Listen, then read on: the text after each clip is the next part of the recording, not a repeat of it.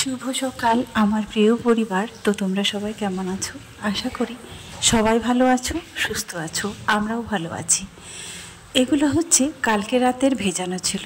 ঘুম থেকে উঠে সোজা ছাদে, সেখান থেকে নেমে এসে কাপড়গুলো সবার প্রথমে কেচে দিলাম। তারপরে তো বাকি কাজ আছে। হ্যাঁ, আজকের টাইটেল আর থাম্বনেল দেখে তোমরা নিশ্চয় বুঝে গিয়েছো। হ্যাঁ, আমি ঢং করি। ঢংয়ের অর্থ হচ্ছে নাটক, যেটা কয়েক মিনিটে শেষ হয়ে যায়। আমি এমন একটা নাটক করি যেটা হচ্ছে গত 8 বছরেও শেষ হয়নি, এমনই একটা কমেন্ট এসেছে। তো চলো, তারপরে চলো, বহুদিন ধরে এই শাকগুলো ছিল কিন্তু শুকিয়ে গিয়েছে, চিকচিকায় রেখেছিলাম। তারপরে ভাবলাম এগুলা দিয়ে আজকে একটা ঘন্ট করব। তো যিনি বা যেই ভাই এই কথাটা কমেন্ট করেছো, তো কমেন্ট করেছো, ঠিকই করেছো। তোমাদের কমেন্ট দেখে আমার এক্সপিরিয়েন্স আরও বেড়ে যায়। হ্যাঁ, তুমি যেই কথাটা বলেছো রিয়ার বাবার সঙ্গে মিলমিশ করে নিলেই তো হয়ে যায়, তাছাড়া কি আছে। তো তোমাকে একটা কথা বলি, তোমরা শুধু 10 মিনিটের ভিডিও দেখো। আমার পারিবারিক জীবনে কি ঘটেছে, কি ঘটছে, সেটা কিন্তু তোমরা কখনোই দেখো না। তোমরা শুধু জাস্ট 10 মিনিটের একটা ভিডিও দেখো। 10 মিনিটের মধ্যে একটা সাংসারিকের কি খুঁজে পাও তোমরা? আর যেই কথাটা বলেছো রিয়ার বাবার সঙ্গে মিলমিশ করে নাও। তো তোমাকে একটা কথা আমি বলতে চাই ভাই, যে কমেন্টটা করেছো, হ্যাঁ, তুমি তো শুধু কমেন্টটা করেই চলে গিয়েছো। তুমি কি খোঁজ নিয়েছো রিয়ার বাবা কি অন্য কোনো বিয়ে করেছে, কিংবা কোনো কারো সাথে লিপ্ত আছে কোনো সম্পর্কে? এগুলো তুমি কিছুই জানো না। আচ্ছা, আমি তো নাটক করি, ঠিকই আছে। একটা মানুষের নাটক কি 8 বছর লাগে করতে, তাই না?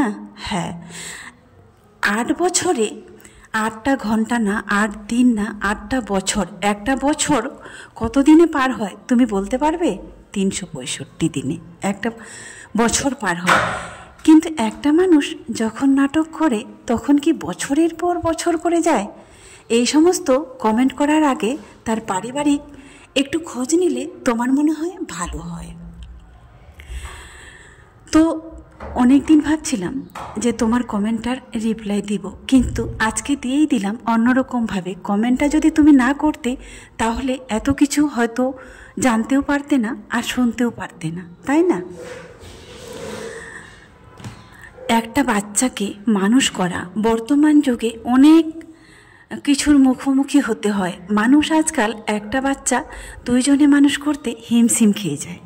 আর যেখানে 2টো বাচ্চা 8 বছর একা হাতে মানুষ করছি, একান্তে মানুষ করছি, সে আমার যে লোকানো কষ্টটা কি সেটাকেও তুমি একবারও জেনেছো, খোঁজ নিয়েছো না?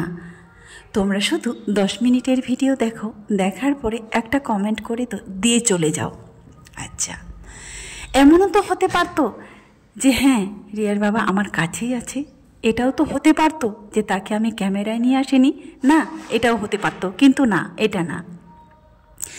আমি সত্যি কথা বলতে বেশি পছন্দ করি, আমি সত্যি কথাটাই তুলে ধরি। তাই হয়তো তোমাদের ভালো নাও লাগতে পারে। হ্যাঁ, আমি তো আর এই পৃথিবীতে যত মানুষ আছে সবার ভালো হতে পারবো না, তাই না? কারো কাছে হয়তো আমি ভালো, কারো কাছে হয়তো খারাপ, কারো কাছে হয়তো আমি ভালো একজন মা, কারো কাছে হয়তো ভালো একজন মেয়ে, তাই না?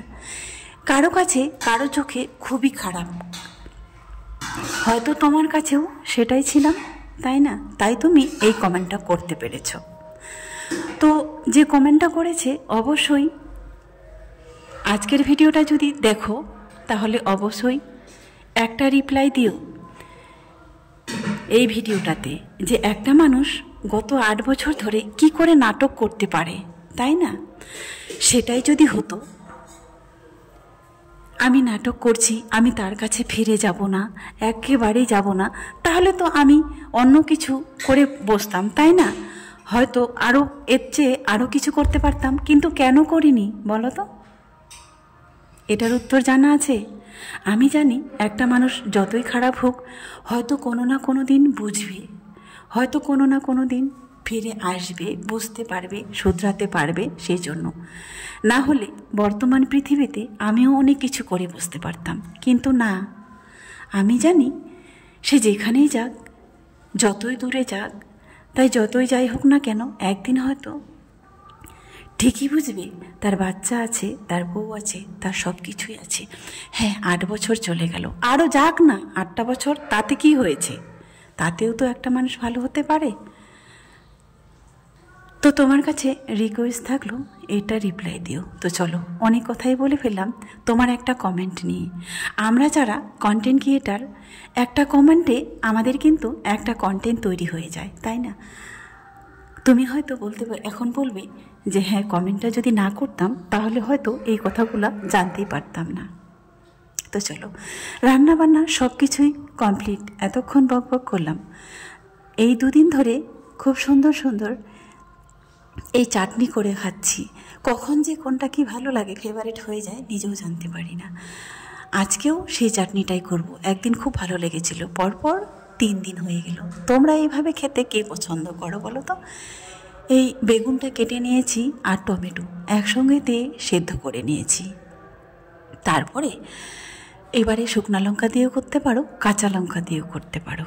তো চলো, এবার দুপুরের খাওয়া দাওয়া।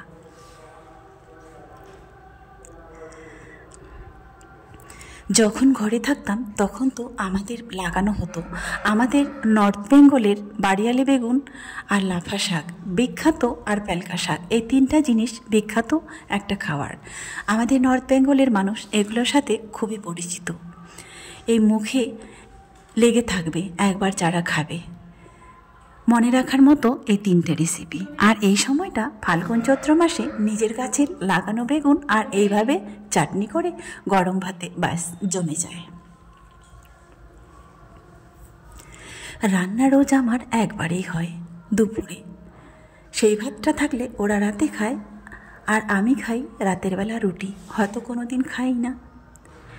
তো চলো, এবার খাওয়া দাওয়ার পালা। ভাতটা একটু কালো কালো লাগছে, এখানকার জলটা এরকমই আয়রনযুক্ত, তাই ভাতটা অতটা সাদা ফটফটে বোঝা যাচ্ছে না। তবে জলটা আয়রন হলেও খেতে কিন্তু স্বাদ, জলের কোনো স্বাদ হয় না, তবু আমি মনে করি, মনে হয় কোনো জল দেখবে একটু ভারী হবে, একটু অন্যরকম হবে, কিন্তু জলটার একটা টেস্ট আছে। তো চলো, এবার খাওয়া যাক। আমি ভাবছি প্রথমে চাটনিটা দিয়ে খাবো। আর এই যে এই ফুলি মাছগুলো আমরা বলি ফুলি, কেউ বলে ফলই মাছ, কালকে এনেছিল, ভেজে রেখে দিয়েছিলাম। আর কালকে শুধু 3টা রান্না করেছিলাম, বাকিগুলো আজকে।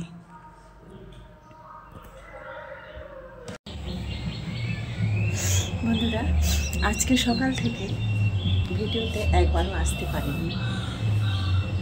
সকাল থেকে যা কিছু করেছি কিন্তু ভিডিওতে সামনে আসতে পারিনি।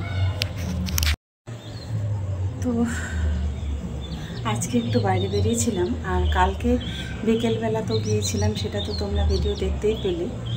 তো যাই হোক, আজকে একটু কম মনে হচ্ছে, একটু স্বস্তি মনে হচ্ছে, ভালো লাগছে। আর খাওয়া দাওয়া করে একটু শুয়েছিলাম, একটু রেস্ট নিচ্ছিলাম। আর ওরাও 2 বোনে শুয়ে আছে। তো এখন একটু আগে রিয়াকে ডাকলাম, ও মনে হয় উঠেছে।